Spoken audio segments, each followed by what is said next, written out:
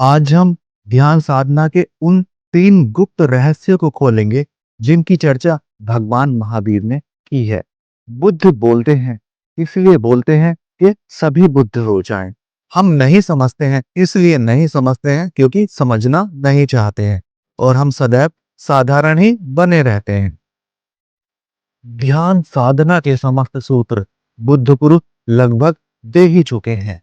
अब समय के अनुसार जो रूपांतरण हो सकता है वह सिर्फ इतना हो सकता है क्योंकि जीवन बदल गया है और आप अपने समय और नियम के अनुसार थोड़ा सा बदलाव कर सकते हैं। वरना सूत्र एक ही है कि भीतर जाना है और इसी में साधना के 3 आयाम हैं जिनकी चर्चा भगवान महावीर ने अपनी त्रिगुप्ती साधना ने की है।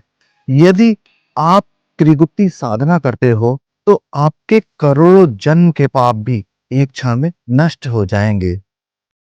भगवान महावीर कहते हैं, अज्ञानी व्यक्ति जो भी तप करता है वह तप के द्वारा करोड़ों जन्मों में या करोड़ों वर्षों में जितने पाप का क्षय करेगा, जितने कर्म का नाश करेगा, करोड़ों जन्म तप करने के बाद उतने कर्मों का नाश ज्ञानी व्यक्ति त्रिगुप्ती के द्वारा एक ही श्वास में कर सकता है।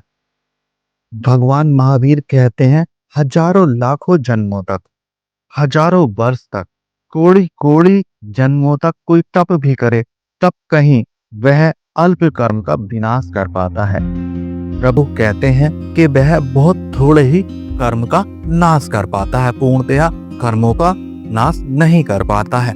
बल्कि इसके उलट त्रिगुप्ती जो है वो ध्यान का मूल है, ध्यान का आधार है और ध्यान के गहरे सूत्र हैं। जब आप त्रिगुप्ती साध लेंगे, पहले काया, फिर वचन और फिर मन, तब उसके बाद एक स्थिति ऐसी आएगी जिसका जिक्र भगवान महावीर ने किया है। उस दशा में जाकर एक श्वास में ही आपके सहस्त्रों जन्मों के पाप नष्ट हो जाते हैं। भगवान महावीर कहते हैं, मन, वचन, काया, इनकी प्रकृति में जागरूक होकर जीना त्रिगुप्ती है।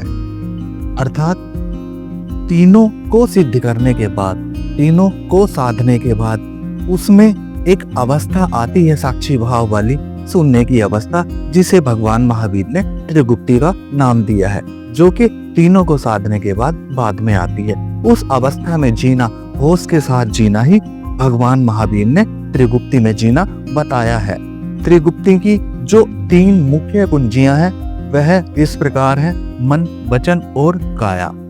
कोई भी ध्यानी पुरुष हो, कोई भी ध्यान का साधक हो, वो ध्यान करता है तो इन्हीं चरणों से गुजरता है। ये मुख्य चरण है। काया पर काम करना है, वचन पर, विचारों पर काम करना है, मन पर काम करना है। जब तीनों के पार हो जाते हैं तब कहीं जाकर साक्षी का जन्म होता है, साक्षी का बोध होता है और त्रिगुप्ती वाली स्थिति में जीना शुरू करता है। शरीर से जो भी व्यक्ति करे वह होश पूर्वक करे। शरीर का होश साधना बड़ा ही मुश्किल काम है, लेकिन असंभव नहीं है, क्योंकि जब आप ध्यान की प्राथमिक अवस्थाओं में ध्यान करते हैं तब भी पूर्णतया ध्यान नहीं कर पाते हैं। अनेक प्रकार के विचार मन में चलते ही रहते हैं। जब ध्यान की उस अवस्था में आपके इतने विचार चलते हैं तो फिर आप एकदम से तो होश में नहीं रह पाएंगे। इसके लिए आपको सने सने अभ्यास करना पड़ेगा। त्रिगुप्ती के पूर्ण रहस्य को जानने के लिए कोई भी व्यक्ति शरीर से कुछ भी कार्य करे, होश पूर्वक करे। मन से जो कुछ भी भाव आ रहे हैं, मन से जो कुछ भी विचार आ रहे हैं, उन्हें साक्षी पूर्वक देखे, उनमें होश रखे। इसी प्रकार जो भी विचार चल रहे हैं उन्हें जाग कर देखना है।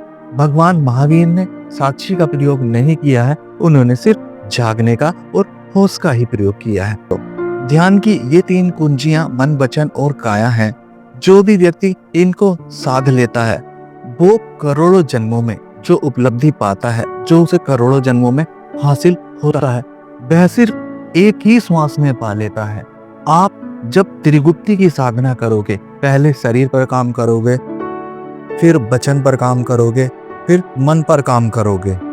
इन तीनों अवस्थाओं को पार करने के बाद जब आपके ऊपर एक क्षण के 10वें के हिस्से के लिए भी वह स्थिति उतरेगी जिसे कहते हैं प्रभु उतरता है, प्रभु स्वयं बोलता है। उस स्थिति में जाकर आप एक ही श्वास में संपूर्ण जन्मों के कर्म को नष्ट कर सकते हैं, और जो अज्ञानी व्यक्ति करोड़ों जन्मों में भी नहीं पा सकता है, उसे ज्ञानी व्यक्ति एक ही श्वास में पा लेता है। अज्ञानी व्यक्ति जो भी करता है वह उसके अज्ञान से ही निकलता है। वह तब भी करेगा तब भी अज्ञान से निकलेगा, वह पूजा पाठ करेगा तब भी अज्ञान से निकलेगा। कहने का तात्पर्य है, जो कुछ भी वह करेगा, उसके नए कर्म हो या उसके पुराने कर्म हो, वह अज्ञान से निकलेगा। अज्ञान का मतलब सिर्फ इतना ही है कि वह होश से नहीं करेगा, वह जागरण से नहीं करेगा, उसका साक्षी भाव सदा हुआ नहीं होगा।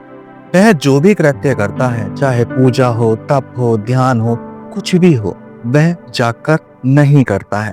तो भगवान महावीर कहते हैं, जो भी अज्ञानी व्यक्ति करेगा उसके अज्ञान से ही निकलेगा, उसका कोई परिणाम होने वाला नहीं है। अज्ञानी व्यक्ति का जो अर्थ है वह सिर्फ इतना ही है कि वह व्यक्ति जागा हुआ नहीं है, वह व्यक्ति कोई भी कार्य होश से नहीं कर रहा है। भगवान महावीर ने कहा है, अनुभव ही जीवन का विद्यालय है। सर्वप्रथम वो कह ही गए हैं, यदि आप कहीं से ज्ञान उठाकर बोलते हो, उसका अनुसरण करते हो, या अज्ञान को अपने सिर मंडे रहते हो, तो वह कोई ज्ञान है ही नहीं। यदि आप स्वयं ही अनुभव करते हैं, तभी आपका अनुभव सच्चा है और वास्तविक है, आपका मार्गदर्शन कर सकता है। भगवान ने कहा है, अनुभव जीवन का विद्यालय है। जब कोई भी साधक स्वयं के भीतर जाता है तो इन तीनों चीजों के पार जाता है, जिनको भगवान महावीर ने कहा है, मन, वचन और काया। जैसे ही कोई व्यक्ति भीतर जाता है तो शरीर का बोध समाप्त हो जाता है, शरीर नहीं रहता है, शरीर के समस्त क्रियाकलाप स्वतः ही रुक जाते हैं, वह शरीर से अलग हो जाता है, उसका शरीर छूट जाता है। मन जितनी भी प्रक्रियाएं करता है, जितने भी सहज और असहज भाव आपके भीतर उठाता है, आप उन सबके पार हो जाते हैं, यानी मन, वचन और काया के साधने के बाद। भगवान महावीर कहते हैं, त्रिगुप्ति के द्वारा ऐसी मुक्ति की दशा का अनुभव तुम्हें होगा। तुम स्वयं को जान लोगे, उस परम ज्ञान का अनुभव तुम्हें होगा जिसके लिए संसार के सभी लोग तरसते हैं, जिसे सिर्फ बुद्ध ही महसूस कर सकते हैं, जिसे सिर्फ बुद्ध ही आभास कर सकते हैं। वही सच्चा ज्ञान है, वही वास्तविक ज्ञान है। जो उसका स्वाद लेगा वही उसे जान पाएगा। भगवान महावीर ने कहा है, यदि तुम अपने साथ कठोर हो तो तुम किसी के साथ भी कोमल नहीं हो सकते हो। यदि तुमने अपने से प्रेम नहीं किया है तो तुम किसी को भी प्रेम नहीं कर सकते हो। जो भी घटनाएं तुम्हारे साथ घटती हैं वह पहले से ही स्वयं के भीतर घट चुकी होती हैं, उसके बाद बाहर घटती हैं। ये बहुत गहरी और सूक्ष्म बात है। यदि हम कुछ भी करते हैं तो वो घटना पहले हमारे मन में घट जाती, फिर उसकी जो है किरणें फैलती हैं। जब वो घटना घट जाती है, उसकी किरणें चारों ओर फैलती हैं और उन किरणों में हम घिर जाते हैं। हमारा जो कर्म बंध है वो बंध जाता है। इसी के रूप में हमारे नए नए कर्म बंधते चले जाते हैं और हम पुराने कर्मों के साथ साथ नए कर्मों में भी बंधते चले जाते हैं।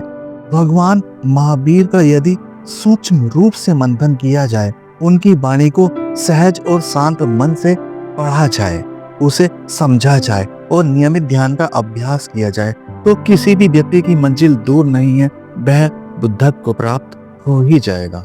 मित्रों, आज की इस चर्चा को यहीं समाप्त करते हैं। आप सभी को प्रणाम।